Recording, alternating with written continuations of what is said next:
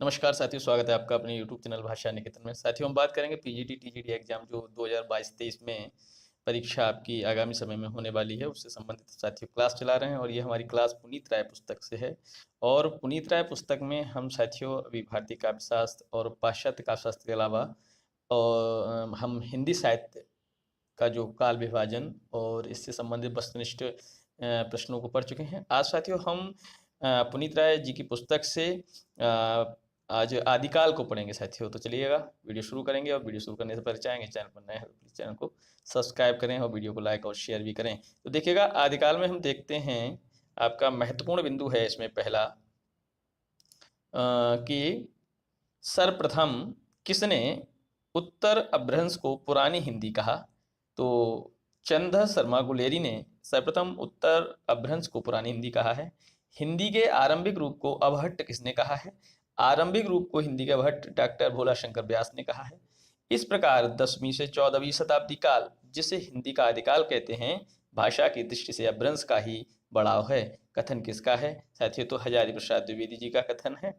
और देखते हैं, अब देखिए बिंदु है उत्तर अपभ्रंश की रचनाओं का अपने इतिहास में विवेचन करने वाले एवं उसे हिंदी साहित्य के अंतर्गत स्थान देने वाले विद्वान हैं राहुल सांकृत्यायन, डॉक्टर रामकुमार वर्मा, डॉक्टर श्याम सुंदर दास, हजारी प्रसाद द्विवेदी। और देखिए अगला बिंदु है उत्तर अपभ्रंश है आरंभिक हिंदी। उत्तर अपभ्रंश को हम आरंभिक हिंदी भी कह सकते हैं। शिव सिंह सेंगर ने हिंदी का प्रथम कवि किसे माना है? तो शिव सिंह सेंगर के अनुसार हिंदी का प्रथम कवि पुष्य या पुंड को, जो 7वीं सदी के हैं।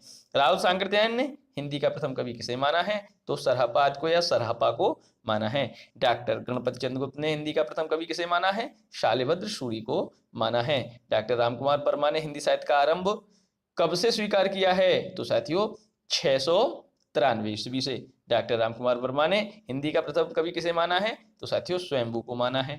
डॉक्टर रामकुमार वर्मा ने अपभ्रंश का प्रथम कवि किसे माना है? तो साथियों स्वयंभू को माना है। अब देखिएगा, सर्वमत से विद्वानों ने हिंदी का प्रथम कवि किसे माना है? सिद्ध सरहपा सरपाद को माना है। सरहपा या सरहपाद का समय बताइए। तो राहुल सांकृत्यायन के अनुसार 769 है और डॉक्टर विनय तोष भट्टाचार्य के अनुसार 633 ईस्वी है। इन दोनों को आप नोट कर लीजिए, याद कर लीजिएगा। हिंदी काव्यधारा में सरहपा की कुछ रचनाओं का संग्रह किसने किया है? तो साथियों राहुल सांकृत्यायन ने किया है। अगला देखिए बिंदु, किसी भारतीय भाषा में रचित इस्लाम धर्मावलंबी कवि की प्रथम रचना क्या है? अब्दुल रहमान कृत संदेश रासक, जो 13वीं सदी की है। हजारी प्रसाद द्विवेदी ने हिंदी का प्रथम कवि किसे माना है? तो अब्दुल रहमान को माना है। सामान्य रूप से हिंदी साहित्य का आरंभ माना जाता है सिद्धों की रचनाओं से। ग्रंथ रूप में हिंदी का प्रथम साहित्य रचना है श्रावकाचार्य देवसेन कृत। शुक्ल जी ने पुरानी हिंदी को कहा है प्राकृताभास हिंदी या अपभ्रंश। गियर्सन ने आदिकाल की अंतिम सीमा मानी है 1400 ईस्वी तक। आचार्य शुक्ल ने आदिकाल की अंतिम सीमा मानी है 1318 ईस्वी तक। डॉक्टर रामशंकर शुक्ल रसाल ने आदिकाल की अंतिम सीमा मानी है 1343 ईस्वी तक। सामान्यतः आदिकाल की अवधि मानी जाती है 7वीं सदी से मध्य से 14वीं सदी के मध्य तक। हिंदी साहित्य के आदिकाल का समय महाराज भोज के समय से हमीर देव के समय तक किसने माना है? आचार्य शुक्ल ने माना है। आचार्य शुक्ल ने हिंदी साहित्य का आविर्भाव किससे माना है? तो प्राकृत की अंतिम अपभ्रंश अवस्था से। देखिएगा, अगला प्रश्न है, उस समय जैसे गाथा कहने से प्राकृत का बोध होता था, वैसे ही दोहा या दूहा कहने से अपभ्रंश या प्रचलित काव्य भाषा का पद्य समझा जाता था। कथन किसका है? आचार्य शुक्ल का कथन है। अब देखिएगा, अगला बिंदु है, किस इतिहासकार ने अपने इतिहास में अपभ्रंश साहित्य को हिंदी साहित्य से अलग मानकर उसे पूर्व पीठिका के रूप में प्रस्तुत किया है? तो आचार्य शुक्ल ने। आचार्य शुक्ल ने जिन 12 ग्रंथों के आधार पर आदिकाल का नामकरण वीरगाथा काल किया था, वे हैं अपभ्रंश भाषा में विजयपाल रासो, हम्मीर रासो, कीर्तिलता, कीर्ति पताका। और देखिएगा, देश भाषा काव्य खुमान रासो, विशलदेव रासो, जयचंद प्रकाश, जयमयंक जस चंद्रिका, पृथ्वीराज रासो, परमाल रासो, शुरू की पहलियां एवं विद्यापति पदावली। अपभ्रंश भाषा में 4 ग्रंथ देसी भाषा में आपके 8 ग्रंथ। देखिए, आचार्य शुक्ल ने हिंदी साहित्य इतिहास लेखन में किन किन ग्रंथों से सामग्री लिया है। देखिए, मिश्रबंधु विनोद, श्याम सुंदर दास कृत हिंदी कोविद रत्नमाला, राम नरेश त्रिपाठी कृत कविता कौमुदी, वियोगी हरिकृत ब्रज माधुरी सार, मिश्रबंधु विनोद हिंदी कोविद रत्नमाला, कविता कौमुदी, ब्रज माधुरी सार। ये आप जान सकते हैं, इतने जो भी आपकी जो रचनाएं हैं, ये आचार्य शुक्ल ने हिंदी साहित्य लेखन में इन ग्रंथों की सामग्री है। चलिए देखते हैं अब हम आदिकाल के प्रमुख ग्रंथ। देखिए साथियों, आपका ग्रंथ है और ये 10 रचनाएं हैं। तो पौमचर्यु, पौम चिरयु, रिठ्ठणेमी चिरयु और स्वयंभू छंद, ये आपके स्वयंभू जी के हैं और ये 783 ईस्वी के आसपास के हैं। महापुराण अणय कुमार चिरयु और जसहर चिरयु, ये पुष्पदंत के हैं, ये 10वीं सदी के हैं। भविष्यत कहा, ये आपका धनपाल का है, 10वीं सदी का है। संदेश राशक अब्दुल रहमान का 12वीं सदी का उत्तरार्ध है और 13वीं सदी का आरंभ है। उपदेश रसायन राशक जिनदत्त सूरी 12वीं सदी का है। परमात्म प्रकाश योगसार जोइंदू आपकी 6ठी सदी का है। पाहुड़ दोहा आपका राम सिंह का है, 11वीं सदी का है। अब देखिएगा साथियों, जोइंदू नामक कवि की 6ठी सदी की परमात्म प्रकाश तथा योगसार नामक रचनाओं से अपभ्रंश में दोहा काव्य आरंभ होता है। अब्दुल रहमान का संदेश राशक एवं एक खंड काव्य है, जिसमें विक्रमपुर की एक वियोगिनी के विरह की कथा है। आचार्य शुक्ल ने अपने इतिहास ग्रंथ में सिद्धों, जैनों एवं नाथों की रचनाओं को किसके अंतर्गत रखा है? अपभ्रंश काव्य के अंतर्गत। आचार्य शुक्ल के अनुसार अपभ्रंश नाम पहल कहाँ मिलता है? तो बल्लभी के राजा धारसेन द्वितीय के शिलालेख में। प्राकृत प्रकाश ग्रंथ के रचयिता आपके बर रुचि हैं। देसिल बाना सब जन मिठा, ते तैसन जप हबहट्ठा, पंक्तियां किसकी हैं? तो साथियों, ये विद्यापति जी की पंक्तियां हैं। अब देखिएगा, बालचंद बिज्जा बहु भाषा, दुहि नहीं लग गई दुज्जन हासा, ये पंक्तियां किसकी हैं? तो साथियों, विद्यापति की हैं। आचार्य शुक्ल ने आदिकाल के अंतर्गत देश भाषा शब्द किसके लिए प्रयुक्त किया है? तो बोलचाल की भाषा के लिए। अगला देखिए बिंदु है, आदि पुराण और उत्तर पुराण किसकी रचना है? तो साथियों, पुष्पदंत की है। किस सिद्ध कवि का एक और नाम सरोज वज्र भी है? तो सरहापा का। सिद्धों की संख्या कितनी मानी है? 84 मानी है। सरोज वज्र राहुल भद्र आदि किस सिद्ध कवि के अन्य नाम है? तो सरहापा के। भरत मुनि ने लोक भाषा को अपभ्रंश नाम न देकर क्या कहा है? देश भाषा कहा है। हिंदी के मुख्य सिद्ध कवि सरहापा हैं, सबरपा हैं, लुईपा हैं, डोम्बिपा हैं, कन्हपा हैं, कुकुरिप्पा हैं और तंतिपा हैं। ये सभी हिंदी के मुख्य सिद्ध कवि हैं। देखिएगा साथियों, 84 सिद्धों के जो बात होती है, उनके भी नाम देखिए आती हैं, पढ़ लेते हैं। सहरापा, लोहिपा, लीलापा, विरूपा, डोम्भीपा, सबरीपा, कंकालीपा, मीनपा, गोरक्षपा, चौरंगिया, बीणापा, शांतिपा, तंतिपा, चमरीपा, खड़गपा, नागार्जुन, कन्हपा, कणरिपा, थगनपा, नारोपा, सीलपा, तिलोपा, छत्रपा, भद्रपा और धोखंदीपा, अचागीपा, कालपा, धोबीपा, कंकणपा, आपका कमरीपा, डेगीपा, भदेपा, तधेपा, कुक्करिया, कुचुपा, धर्मपा, महीपा, अचिंतिया, भल्लहपा, नलिनपा, भुसुकुपा, इंद्रभूति, मेकोपा, कुंठलिया, कमरीपा, जालंधरपा, राहुलपा, धर्वरिपा, धोकरिया, मेदिनीपा, पंकजपा, घंटापा,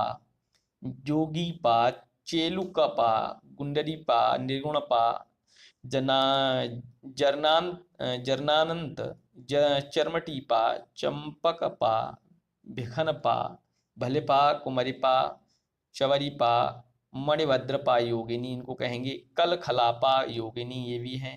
कलपा, कंतालीपा, दहुरीपा, उधरीपा, कपालपा, किलपा, सागरपा, सर्वभक्षपा, बोधिपा, दरिकपा, पुतलीपा, पनहपा, कोकलीपा और आपका अनंगपा, लक्ष्मी करा, योगिनी और समुद्पा और भलिपा, ये सभी आप 84 सिद्धों को यहाँ जान लिए। अब देखिए ये प्रमुख सिद्ध रचनाएं एवं रचनाकार हैं। दोहा कोश सरहपा की है, जाति से ब्राह्मण, और राहुल सांकृत्यायन के अनुसार जन्म आपका 769, इनके द्वारा रचित 32 ग्रंथ बताए जाते हैं। अगला है जो आपका चर्यापद। चर्यापद किसका है? ये आपका सवरपा है, जाति क्षत्रिय है, जन्म आपका 780 ईस्वी, गुरु सरहपा है। डोम्बी डोम्बी गीतिका, योगचर्या, अक्षर आदि, उपदेश, ये डोम्बिका की रचना है, जाति क्षत्रिय, जन्म आपका 840 ईस्वी, गुरु विरूपा, 31 ग्रंथों की रचना की है इन्होंने। 84 सिद्धों में सबसे ऊंचा स्थान किस सिद्ध का माना जाता है? तो लुइपा का। सिद्ध कवि लुइपा के गुरु कौन है? सवरपा। किस सिद्ध कवि की रचनाओं में रहस्य भावना की प्रधानता है? लुइपा। सिद्ध साहित्य का विकास कहाँ हुआ है? पूर्वी भारत में, जैसे बिहार, बंगाल, उड़ीसा, असम आदि में। कन्हपा, जन्म कर्नाटक के ब्राह्मण वंश में, 820 ईस्वी में बिहार के सोमपुरी के स्थान पर रहते थे। गुरु जालंधरपा, और 74 ग्रंथों की रचना की है, अधिकांशतः दार्शनिक विषयों पर रचना की है। कुक्कुरिपा, जन्म कपिल वस्तु के एक ब्राह्मण वंश में। गुरु चरपटिया, 16 ग्रंथों की रचना की है इन्होंने कुक्कुरिपा ने। अब देखिएगा, नाद न बिंदु न रवि न शशि मंडल, पंक्ति किसकी है? सरहपा की है। पंडिया साल सत्ता बखाणई, देहई रुद्ध बसंत न जानई, अमणा गमन न अण तेन बिखंडिया, तो भी इणे लज्जई भणई हूँ पंडिया, पंक्ति किसकी है? सरहपा की है। जही मन पवन न संचरई, रवि शशि नाही पवेश, तही बट चित्त विषाम करु, सरेह कहियै उबेश, पंक्तियां किसकी हैं? सरहपा की।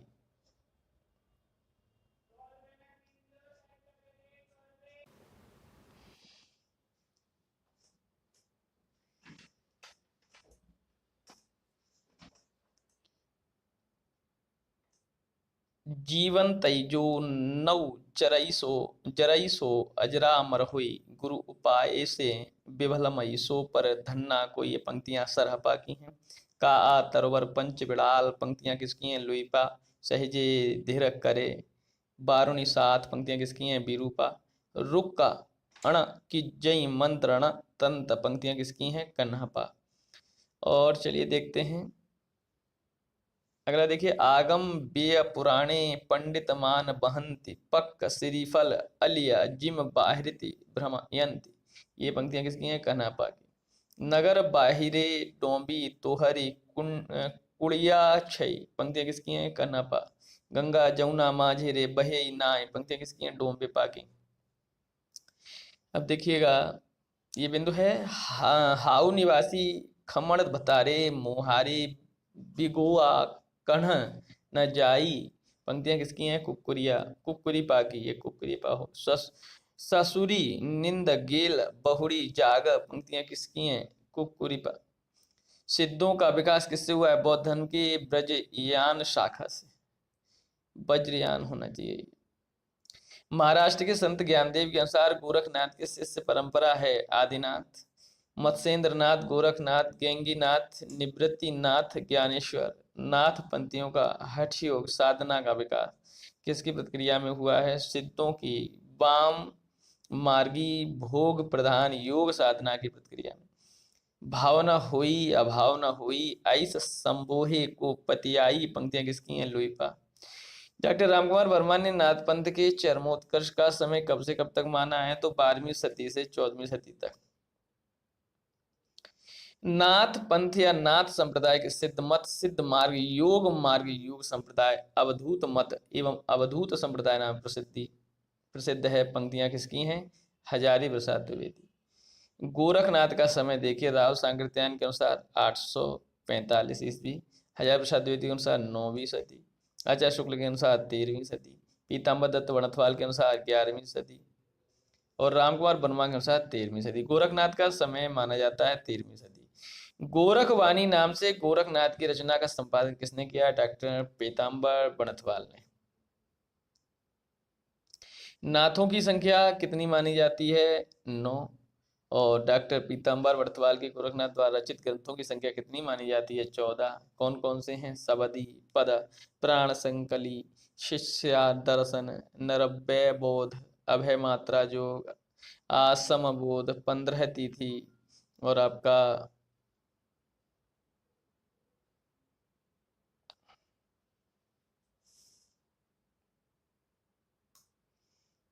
सत्य, माफ करें इसमें थोड़ा समस्या आ गई। तो और नरवय बोध, अभय मात्रा जोग, आसम बोध, 15 तिथि, सप्तवार, मच्छिंद्र गोरख बोध, रोमावली और ज्ञान तिलक, ज्ञान चौतीसा, पंचमा और पंचमात्रा। गोरखनाथ ने अपने मत का प्रचार कहाँ से किया है? तो राजपूताने और पंजाब में। गोरखनाथ का समय पृथ्वीराज के आसपास किसने माना है? आचार्य शुक्ल ने। नाथ परंपरा के अनुसार मत्स्येंद्र नाथ के गुरु कौन थे? तो जलंधर नाथ। गोरखनाथ के गुरु मत्स्येंद्र नाथ। बालनाथ का टीला कहाँ था? पंजाब में, नमक के पहाड़ों के बीच। आचार्य शुक्ल के अनुसार सिद्धों से अपनी परंपरा अलग किस नाथ ने किया है? जलंधर नाथ। गोरख सिद्धांत संग्रह में नाथ संप्रदाय के प्रवर्तकों के नाम: नागार्जुन, जड़ भरत, हरिश्चंद्र, सत्यनाथ, भीमनाथ, गोरखनाथ, चरपट, जलंधर और मलयार्जुन। इन नामों में नागार्जुन, चरपट और जलंधर सिद्धों को परंपरा में भी नागार्जुन प्रसिद्ध रसायनी भी थे। प्रमुख नाथ कवि: गोरखनाथ, चौरंगी, गोपीचंद, चुणकर नाथ, भरथरी, जलंधरी पाव। कनफटे योगी के किस पंथ के लोगों को कहा गया है? नाथ पंथ।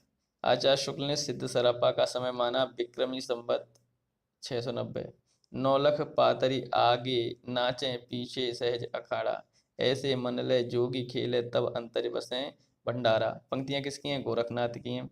अंजन माहि निरंजन भेट्या तिल मुख भेट्या तेलम, मूर्ति माहि अमूर्ति परस्या भया निरंतरि खेलम। पंक्तियां किसकी हैं? गोरखनाथ की। गोरख पंथ के प्रमुख संस्कृत ग्रंथ: सिद्ध सिद्धांत पद्धति, विवेक मार्तंड, शक्ति संगम तंत्र, निरंजन पुराण, वैराट पुराण। नाथ साहित्य के आरंभकर्ता माने जाते हैं गोरखनाथ। किस पंथ को योग मार्ग, योग संप्रदाय, अवधूत मत भी कहा गया है? नाथ पंथ। शंकराचार्य के बाद इतना प्रभावशाली और इतना महिमान्वित भारतवर्ष में दूसरा नहीं हुआ। भारतवर्ष के कोने कोने में उनके अनुयायी आज भी पाए जाते हैं। भक्ति आंदोलन के पूर्व सबसे शक्तिशाली धार्मिक आंदोलन गोरखनाथ का भक्ति मार्ग ही था। गोरखनाथ अपने युग के सबसे बड़े नेता थे। पंक्तियां किसकी हैं? तो हजारी प्रसाद द्विवेदी की। सिद्ध मत और नाथ पंथ में प्रमुख अंतर है: सिद्ध निरीश्वरवादी थे, नाथ ईश्वरवादी। सिद्ध नारी भोग में विश्वास करते थे, किंतु नाथ पंथी उसके विरोधी थे। नाथ पंथियों के ईश्वरवाद का वैशिष्ट्य है निर्गुण की साधना, हठ योग, गुरु महिमा एवं पिंड ब्रह्मांडवाद। किस साहित्य वैशिष्ट्य है? नाथ साहित्य। गोरखनाथ को हिंदी का प्रथम गद्य लेखक किसने माना है? मिश्र बंधुओं ने। गोरखवाणी की भाषा थी खड़ी बोली मिश्रित राजस्थानी। आचार्य शुक्ल ने नाथपंथियों की भाषा किसे कहा है? सदुक्कड़ी, जिसका ढांचा कुछ खड़ी बोली लिए राजस्थानी था। नाथ बोले अमृतवाणी, बरसेगी कमली पानी, गाड़ी पडरवा बांध ले खूंटा, चले दमामा बजले ऊंटा। पंक्तियां किसकी हैं? गोरखनाथ की। गुर कीजे महिला निगुरा, न रहिला गुर बिन ज्ञान न पायल रे बहिला। पंक्तियां किसकी हैं? गोरखनाथ की। हजारी प्रसाद द्विवेदी ने गोरख रचित कितनी पुस्तकों का उल्लेख किया है? तो 28। गोरख जगायो जो भगति बखायो लोग। पंक्तियां किसकी हैं? तुलसीदास की हैं। धूत कहो अवधूत कहो। पंक्तियां किसकी हैं? तुलसीदास की हैं। कुछ सिद्धों के चर्या गीतों और दोहा कोशों का बौद्ध गाना और दोहा नाम से संपादन प्रकाशन किसने किया है? तो हजारी प्रसाद माने हर प्रसाद शास्त्री ने। सर्वप्रथम किसने सिद्ध साहित्य के संपादन का कार्य किया है? पाश्चात्य प्राच्यविद बेंडल ने। महासुखवाद किस मत का वैशिष्ट्य है? सिद्ध मत का। सराहे गहन गुहिर मग अहिया, पशु लोह जिमरैया। पंक्तियां किसकी हैं? तो साथियों सरहपा की हैं। पंड्या सल सथ बखाणा दिहई बुद्ध बसंतणा जाना। पंक्तियां किसकी हैं? सरापा। आगम बेय पुराण ही पाणे माण ही बहंते पक्क श्रीफले अलियज्जि में बाहेरिय भमंते कन्हपा। घर वह खज्जत सहजे रजई के जई रा बिरा। पंक्ति किसकी है? सरापा। सिद्धों के चर्या गीतों और दोहा कोशों में प्रमुख अंतर क्या है? दोहा में मतों का खंडन मंडन है, चर्या पदों में सिद्धों की अनुभूति और रहस्य भावना है। दोहा की रचना परिनिष्ठित अपभ्रंश में हुई है, जो चर्या पदों की अवहट्ठ में। जैन साहित्य का विकास कहाँ हुआ है? मध्य देश के पश्चिमोत्तर में। आचार, रास, फागुचर्या आदि विभिन्न काव्य शैलियाँ किस साहित्य की विशेषता हैं? जैन साहित्य की। जैन साहित्य में सर्वाधिक लोकप्रिय काव्य शैली रास है। अपभ्रंश में पांडव पुराण किसने लिखा है? यशकीर्ति। सामान्यतः सिद्धों का समय माना जाता है 8वीं से 13वीं सदी तक। स्वयंभू के अपूर्ण ग्रंथ पौंचर्यु को किसने पूर्ण किया? स्वयंभू के पुत्र त्रिभुवन ने। अपभ्रंश का वाल्मीकि किसे कहा जाता है? स्वयंभू को। अपभ्रंश के किस कवि ने अपने को अभिमान मेरु कहा? पुष्पदंत ने। अगर उनकी माने जैनों की रचनाओं के ऊपर से जैन विशेषण हटा दिया जाए तो वे योगियों और तंत्रियों की रचनाओं से बहुत भिन्न नहीं लगेंगी। जैन साहित्य के संदर्भ में यह कथन किसका है? हजारी प्रसाद द्विवेदी। जैन कवियों ने कृष्ण कथा को क्या कहा है? हरिवंश पुराण। जैन परंपरा के सर्वप्रथम कवि थे स्वयंभू। गोरखपंथी साहित्य के अनुसार आदिनाथ कौन थे? शिव। दुब्ब साहब प्यास नामक अपभ्रंश रचना के रचयिता हैं देवसेन। जो जिण सासण भाष्य सो मई कहें सार, जो पालई सई भाव करि सो सरि पावई पार। पंक्तियां किसकी हैं? देवसेन की। जैन साहित्य के प्रमुख ग्रंथ और हिंदी रचित देखिए। श्रावकाचार 933 देवसेन का है। लघुनय चक्र और दर्शन शास्त्र देवसेन का है। भरतेश्वर बावली रास 1984 ईस्वी में रचना खंड काव्य स्वरूप में तो सूर्यवत सूरी का है। चंदन वाला रास 1200 ईस्वी आपका आसगु का है। आसगु का भी तो ये आपका 35 छंदों का लघुखंड काव्य है। करुण रस की प्रधानता है इसमें। स्थूली भद्ररास 1209 का है। जिनधर्म सूरी। रेवंतगिरी रास 1231 का विजयसेन सूरी। नेमिनाथ रास 1213 का है, 1213 ईस्वी का है। सुमतिगण। जैन साहित्य के अंदर कौन सा रास यात्रा तथा मूर्ति स्थापना की घटना पर आधारित वास्तु कलात्मक सौंदर्य का आकर्षण प्रस्तुत करता है? विजयसेन सूरीकृत रेवंतगिरी रास तीर्थंकर नेमिनाथ की प्रतिमा तथा रेवंतगिरी तीर्थ का वर्णन है। देवसेन का श्रावकाचार्य की रचना किस छंद में हुई है? दोहा छंद में। व्याकरण ग्रंथ सिद्ध हेमचंद्र शब्दानुशासन के रचयिता हेमचंद्र प्रसिद्ध जैनाचार्य हैं। अपने व्याकरण ग्रंथ में किसने उदाहरणों के लिए भट्टी के समान एक द्वयाश्रय काव्य की भी रचना की है, जिसके अंतर्गत कुमारपाल चरित नामक एक प्राकृत काव्य है? हेमचंद्र। गद्य पद्य में संस्कृत प्राकृत काव्य कुमारपाल प्रतिबोध किसने लिखा है? सोमप्रभ सूरी ने। संस्कृत ग्रंथ प्रबंध चिंतामणि और ये आपका संवत 1361 जिसमें बहुत से पुराने राजाओं के आख्यान संग्रहित हैं, किसने लिखा है? जैनाचार्य मेरुतुंग ने। प्राकृत के पाणिनि कहलाते हैं जैनाचार्य हेमचंद्र। हेमचंद्र ग्रंथ सिद्धि हेमचंद्र शब्दानुशासन है प्राकृत अपभ्रंश का व्याकरण ग्रंथ। देसी नाम बाला कुमारपाल चरित ग्रंथों के रचयिता कौन है? हेमचंद्र। मालावार नरेश भोज के चाचा मुंज के कुछ दोहे किस ग्रंथ में संग्रहित हैं? मेरु तुंगकृत प्रबंध चिंतामणि। सुभाषित संग्रह। सारंगधर पद्धति के रचयिता सारंगधर। प्रमुख रासो ग्रंथ देखिए, ग्रंथ और ये रचयिता। कुमार रासो 9वीं सदी का दलपत विजय। बीसल देव रासो 155 ईस्वी का नरपति नाला। हमीर रासो सारंगधर। परमार रासो जगनिक संवत 1230। पृथ्वीराज रासो चंद्रवृदाई। जयचंद्र प्रकाश भट्ट केदार। जयमयंक जयचंद्र का मधुकर कवि रणमल श्रीधर की। आचार्य शुक्ल ने रासो शब्द की उत्पत्ति माना है रसायन शब्द से। आचार्य हजारी प्रसाद द्विवेदी रासो शब्द की उत्पत्ति किससे हुई है? नाट्य उपरूपक रासक से। कुमार रासो की भाषा राजस्थानी हिंदी है। बीसलदेव रासो एक बिरह गीत काव्य लिखे हैं। बीसलदेव रासो का प्रमुख रस श्रृंगार है। आचार्य शुक्ल एवं हजारी प्रसाद द्विवेदी ने बीसलदेव रासो का रचना काल माना है विक्रम संवत 1212। और देखिए, आलाखंड किस रासो ग्रंथ के विकसित माना है? परमार रासो। आला उदल नामक 2 बीर सरदारों की वीरतापूर्ण लड़ाइयों का वर्णन किस रासो ग्रंथ में है? परमार रासो। आलाखंड का सर्वप्रथम प्रकाशन किसने किया है? आपका 1865 में फर्रुखाबाद में तत्कालीन जिलाधीश चार्ल्स इलियट ने। आलाखंड का अंग्रेजी अनुवाद किसने किया है? बाटरफील्ड ने। आलाखंड लोकगीत के रूप में कहाँ गाया जाता है? उत्तर प्रदेश के बैसवाड़ा, पूर्वांचल मध्य प्रदेश के बुंदेलखंड में। आला गीत किस ऋतु विशेष में गाया जाता है? बरसात में। आचार्य शुक्ल ने हिंदी का प्रथम महाकवि और हिंदी का प्रथम महाकाव्य किसे माना है? क्रमशः चंद्रवृताई और पृथ्वीराज रासो। 12 बरस लो कुकर जीवे और 13 लो जिये, 4 बरस 18 छत्री जीवे, आगे जीवन को धिक्कार। पंक्तियां किसकी हैं? परमार रासो आलाखंड से। जन श्रुति के अनुसार किस कवि और उसके आश्रयदाता नरेश का जन्म एक दिन हुआ और दोनों में एक ही दिन संसार छोड़ा? चंद्रवृताई और पृथ्वीराज चौहान। चंद्रवृताई कृत पृथ्वीराज रासो को पूर्ण किसने किया? चंद्रवृताई पुत्र जलहन ने। पृथ्वीराज रासो के सर्ग या अध्याय को क्या कहा गया है? समय। पृथ्वीराज रासो में कितने समय हैं? सर्ग अध्याय हैं तो आपके 69।